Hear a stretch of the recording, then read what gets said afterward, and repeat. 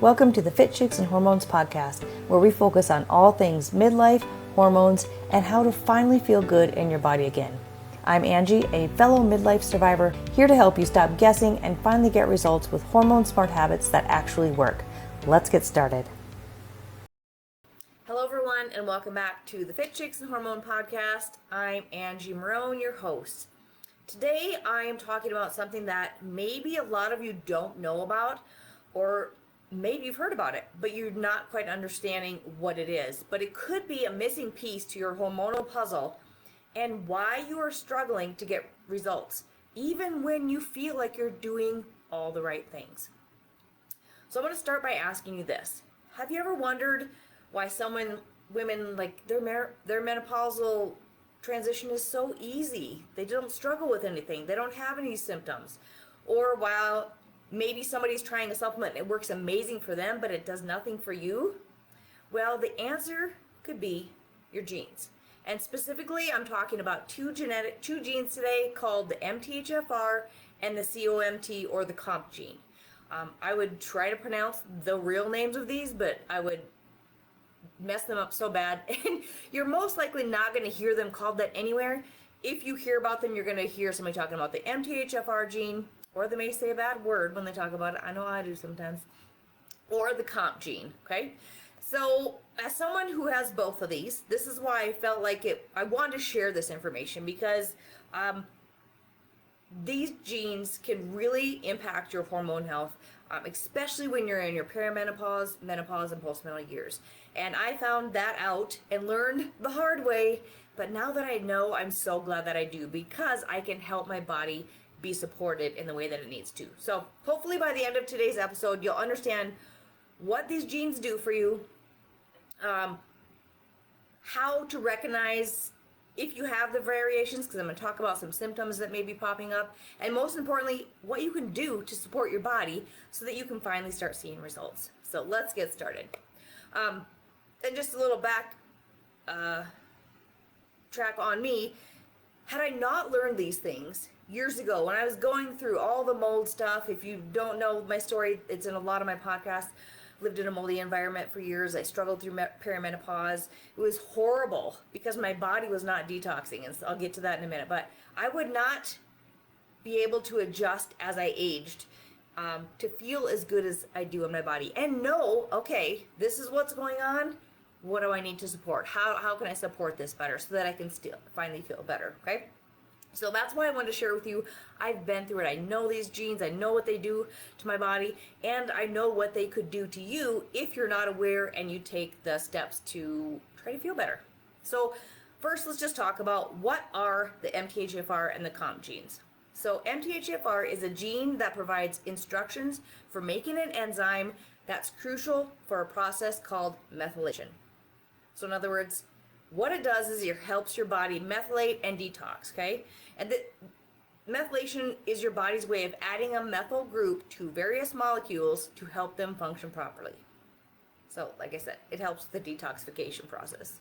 These are some fancy words that I don't normally use. Let's just make it a little bit easier. The MTHFR enzyme specifically helps convert folate, which is vitamin B9, into its active form, called methylfolate. This active form is essential for DNA synthesis, neurotransmitter production, and detoxification processes. So it does help your body with a lot of things. The COMT gene helps break down certain neurotransmitters and hormones, including dopamine, norepinephrine, and importantly for us, estrogen. The COMT enzyme literally clears these substances from your body. Excuse me. Now, this is where it gets interesting. If you're in your perimenopausal, menopausal, and postmenopausal years, both of these genes have common variations or polymorphisms. When you have these variations, the enzymes don't work as efficiently as they should, and you could imagine it being like a car that runs, but not at full capacity. It's not running very well, okay? You want to go 85, but it's only letting you go 45. Approximately 40 to 60% of the population has at least one MTHFR variation, and about 25% of people have COMT variations. Of course, I'm lucky enough to have both. So if you're listening to this thinking, could this be me? There could be a good chance that it is. So let's talk about why these genes matter for menopausal women, okay? So during menopause, your body is going through massive hormonal shifts, right? I talk about this all the time. Your ovaries are producing less estrogen and progesterone, and your body is trying to adapt to these changes. It's trying to shift. It's trying to make this transition easier. But when you add genetic variations into the mix, it can make this transition even more challenging. So let's think about this in the way of estrogen specifically, okay? Your body produces estrogen. It uses it and then it clears it out, right? We don't want it circulating through our body. We want to use it and then get rid of it.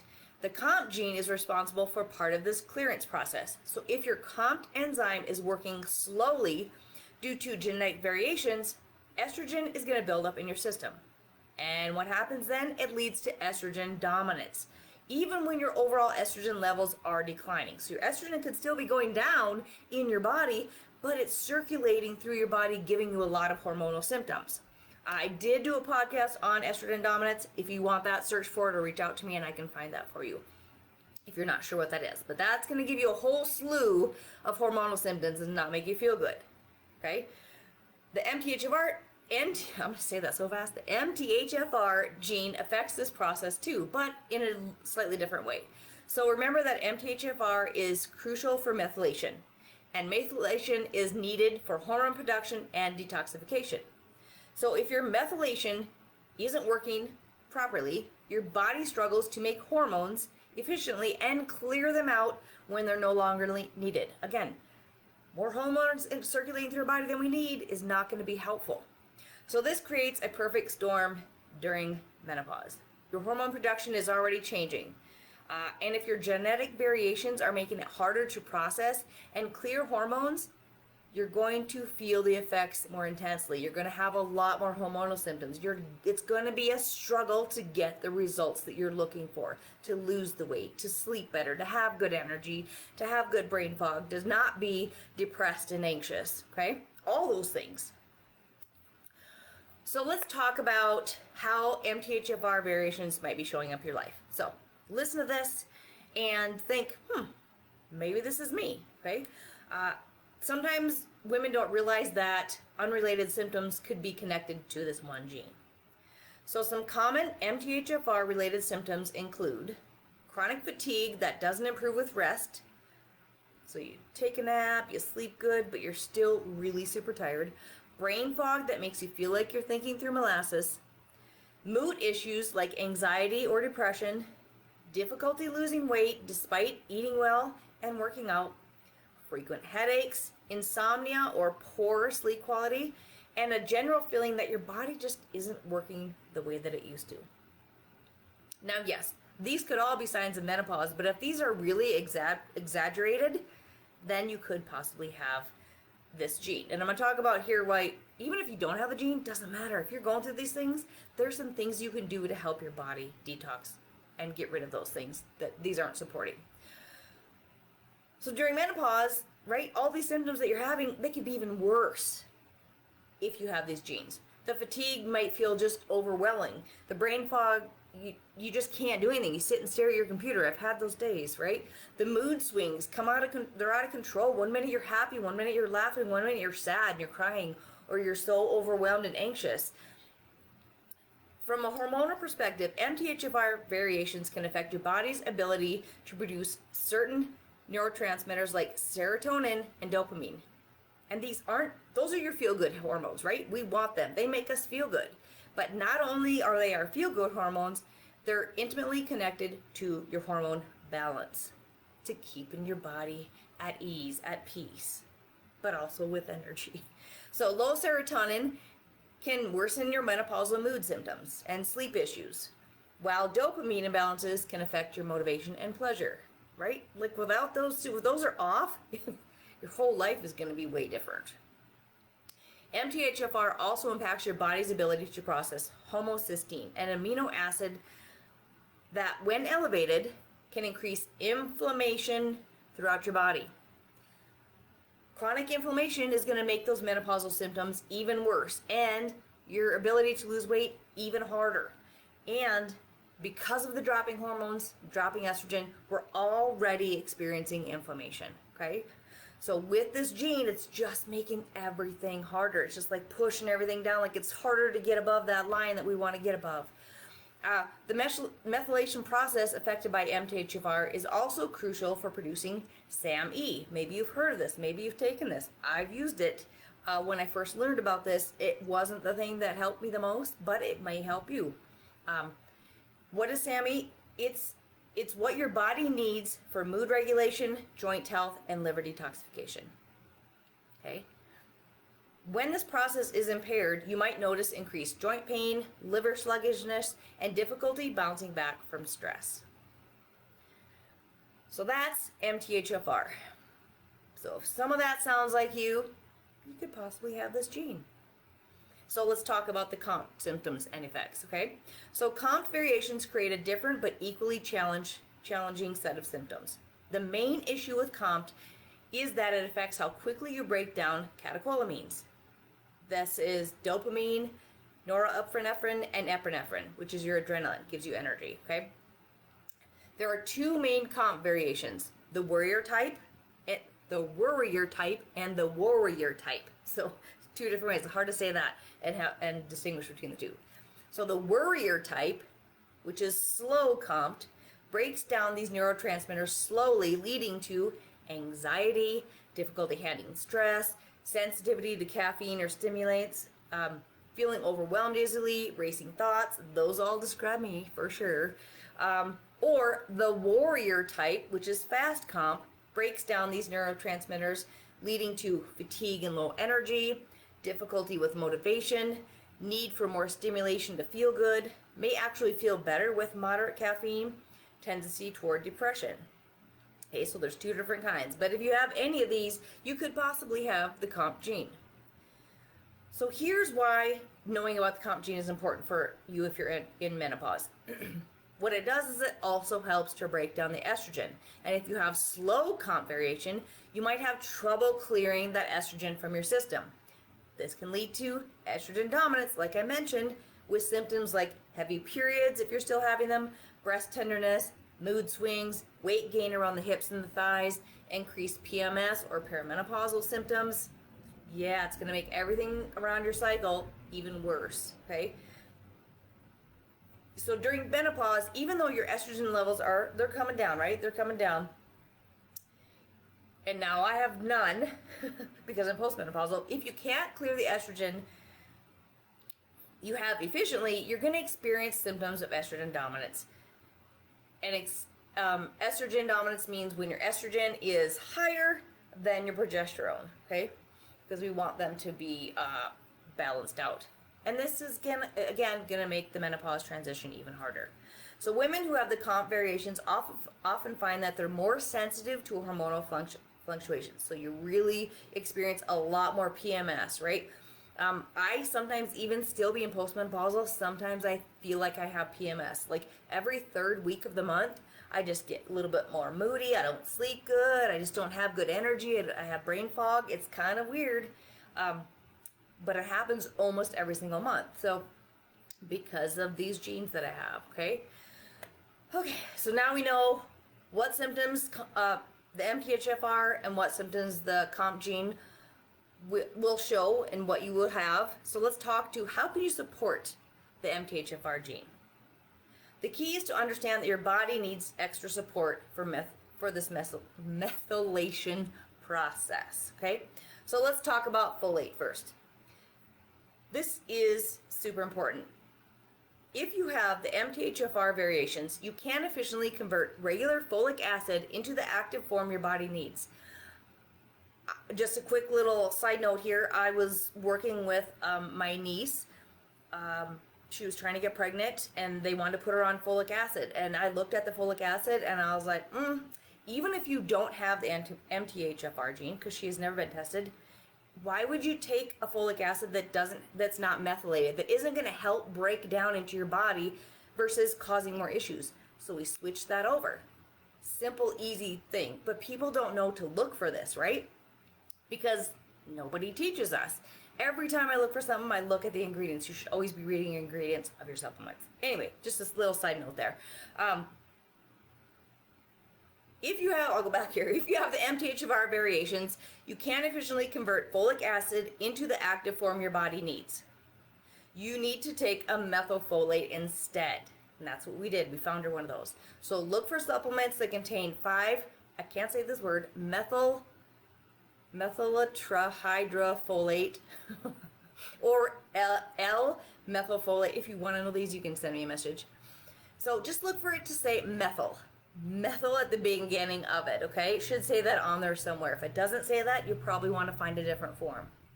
And you want to start with 400 to 800 mcgs daily, though some people may need more.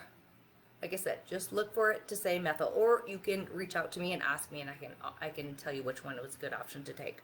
You also want to support the entire methylation pathway with B vitamins, methylated B vitamins, right? So look for methyl cobalamin. Why do they have to make these words so confusing? So it's it's B12. Look for B12. If your B12 does not say methyl at the beginning of it, it's not the right form. Like, I even tell anybody whether I know they have this gene or not, just take the methylated one, because why not? It's not going to hurt you. It's going to help you, if anything. So the methylated B12, the B6, and the B2. So there's certain things to look for, okay? These work together to keep the methylation cycle running smoothly. Methylation detoxification. We don't want the stuff running through our system. So what else can you do instead of just supplementing? Because you know me, always lifestyle first, nutrition first. So eat foods that are rich in natural folate. So dark leafy greens, asparagus, broccoli, Brussels sprouts, legumes. Also include foods high in choline, like eggs and liver, which support methylation through a different pathway. Avoid folic acid in fortified foods and supplements. Read your labels, people. Read your labels. Folic acid, nix it. If it's in there, do not eat it. Do not take it. Get rid of it. Read your labels. It's such a simple thing to do. These can actually block the absorption of your natural folate in people with MTHFR variations. So check your multivitamins, your B complex supplements, and make sure they contain methylated forms, okay? Read your labels, read your labels, read your labels. If you want to know which ones I recommend, reach out to me and I will help you with those. Magnesium is another crucial nutrient for methylation. Most women are deficient in magnesium anyway, and it's even more important if you have the MTHFR variations. Here you want to aim for around 300 to 400 milligrams from a magnesium glycinate. This is the one and only supplement that if you are not taking anything and you don't want to take anything, take this one 100%. 100%. I've had so many women notice a huge difference in their sleep, in their stress, everything by taking just this one supplement. So take your magnesium. I usually take around, I think it's 600 milligrams some days, and it really makes a huge difference. So you kind of have to play to figure out what works for you. All right, moving on to the COMT gene. How can you support if you have the COMT gene? So supporting COMT requires a slightly different approach because it depends on whether you have the fast or the slow one, right? So here are some general strategies that help most people. So again, back to the magnesium, right? Double whammy, you can use it for both. Magnesium is important for COMT function too. So if you're supporting MTHFR, you're already helping your COMT gene. Additionally, the methyl groups produced in the MTHFR pathway are used by COMT to do its job. So supporting both genes together just makes sense. It makes it easier, makes your body happier. If you have the slow COMT variation, so the worrier type, you want to support the breakdown of excess catecholamines and estrogen. Green tea contains compounds that can help support healthy estrogen metabolism. Cruciferous vegetables, like we talked about, broccoli, cauliflower, kale, these all contain compounds that support estrogen detoxification. Eat your green vegetables, ladies. That's all simple this is. If you're not eating vegetables, find some type of powder supplement that you can supplement with to add. Still try to eat real food, but you need your green vegetables, okay? Stress management is crucial, important for COMT variations because stress increases the production of the very neurotransmitters that COMT needs to clear. So regular meditation, yoga, other stress reduction practices, they're essential. You have to do them if you want to have optimal COMT function. Okay? And of course, this is the worrier type, which makes sense, right? Worry. You need to manage the stress, calm down. If you have the fast COMT variation, the warrior type, you might need to be more cautious of things that further speed up the breakdown of dopamine and norepinephrine. This includes being mindful of estrogen levels, as higher estrogen can increase COMT activity. Just do the things to detox your body. Go back and listen to my estrogen dominance podcast and take tips from there, okay? For both of these types, supporting liver detoxification is important since the liver is where most of the hormone metabolism occurs. So your liver is doing all the things for your body. So if your liver is overworked and not working properly, it can't help you to detox. So if you support liver detoxification, you're going to also help with these COMT and MTHFR genes. I almost slipped with the bad word that I say because sometimes I get a little frustrated with it. Anyway, so using milk thistle or NAC, I don't currently use milk thistle. I probably should add it, but NAC is it's something that I use all the time. I used to take glutathione to help with the detoxification, but I found NAC is better because it converts to glutathione and then helps to process all that. So definitely use those. Reach out to me if you have questions. And eating enough protein. These all help to support liver function. So again, start with the lifestyle, eat the green vegetables, eat your protein, and then supplement with some of these supplements if you need to. The right supplements, right? Okay, so here are just a few extra additional tools that can help your body detox and support both of these genes. These are some things that I do myself that I recommend to my clients, especially when you're in a perimenopausal years, because no matter if you have these genes or not, our detox pathways need support no matter what. So even if you don't have any of these genes, these are all really good things that you can use. Everything I've talked about is a good way to help support your body when it's going through your menopausal years. Okay, so first, sauna and heat therapy. So try an infrared sauna a couple times a week if you have access to one. If not, do a hot Epsom salt bath, as hot as you can get it with like a cup of Epsom salt. You can add some essential oils as well. I love to do that. This helps to eliminate toxins through the skin when the liver is overwhelmed. So lymphatic support, dry skin brushing. I do this 6 out of 7 days, sometimes 7, but most 6 out of 7 days. It literally takes 2 to 3 minutes right before you shower. You have a little brush you get off Amazon and you brush your skin. You start at your feet and you just brush up towards your heart, all the way up towards your heart, and then you do your face and go down. It's that simple. Seriously, I don't know what I would do if I didn't do it. So it's simple. Something like that doesn't cost you anything. The brush costs like $10 and it's easy. Okay, so that's number one, to support your lymphatic system. You can do rebounding or jump on a mini trampoline for 5 to 10 minutes. You could do jump rope if you want to jump rope, okay? Gentle movement like 20-minute daily walks. It's just about moving your body, okay?